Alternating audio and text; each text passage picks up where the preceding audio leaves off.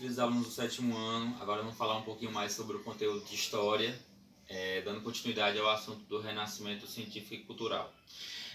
Vamos fazer só um memorial do que é esse pensamento, tá?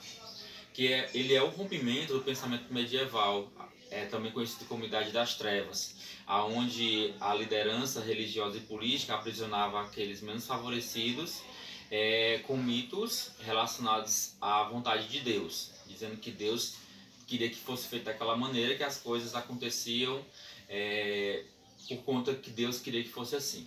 Então, o Renascimento ele é o rompimento desse modelo teocêntrico.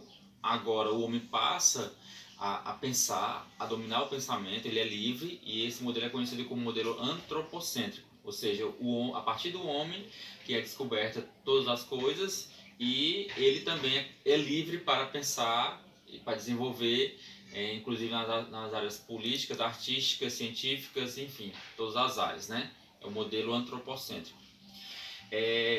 Esse movimento ele surge na Itália, como eu já falei anteriormente, no século XIV, e ele vai ganhando força em toda a Europa.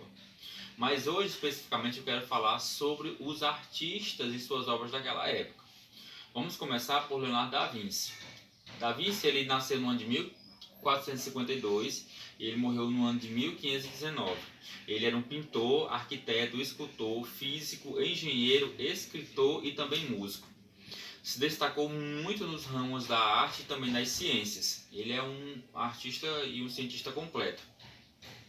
Ele é autor de vários quadros famosos, né? Em destaque Gioconda, ou conhecido como Mona Lisa, e também A Última Ceia, que retrata os últimos momentos de Cristo aqui na Terra com os seus 12 discípulos, antes mesmo da sua morte, tá?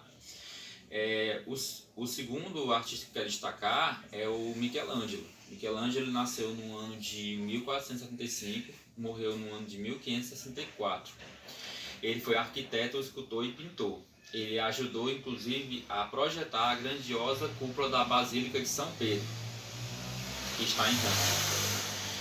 São também dele as esculturas Pietà, ou La Pietà, que é piedade, né, a tradução, e que retrata Maria com seu filho Jesus após a sua morte, né? Ela está com ele em seus braços. Também a escultura de Davi e Moisés, além das pinturas da Capela Sistina, que está situada ao lado da Basílica de São Pedro. Vamos falar um pouquinho sobre Rafael Sanzio. Ele nasceu no ano de 1483 e faleceu no ano de 1520. Ele é autor de várias Madonas. Inclusive, ele tem uma série de representações da Virgem com o menino Jesus, né? Ele retrata muito essa questão afetiva da mãe Maria com o seu filho Jesus. E também ele foi destaque por retratar papas e reis. Sandro Botticelli. Ele nasceu no ano de 1444 e morreu no ano de 1510. Ele também pintou grandes números de Madonas, mas ele se destaca principalmente nas suas inspirações religiosas e pagãs. As suas obras principais foram A Primavera e também O Renascimento de Vênus. O Renascimento de Vênus até hoje é uma obra muito apreciada pelos admiradores do mundo todo. Vamos para a área mais científica. Em destaque eu tenho o Galileu Galilei, que ele foi do ano de 1564 até o ano de 1642, foi a sua morte. Ele foi um matemático, físico e também astrônomo. Foi um dos primeiros estudiosos de sua época a usar o método experimental para estudar a própria natureza, né? E ele comprovar também as suas teorias.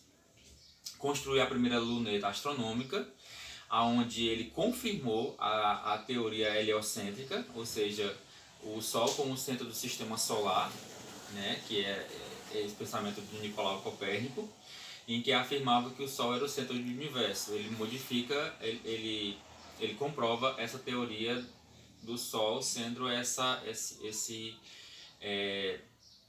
o centro do sistema solar, né? Já para finalizar, vamos falar sobre o Nicolau Maquiavel.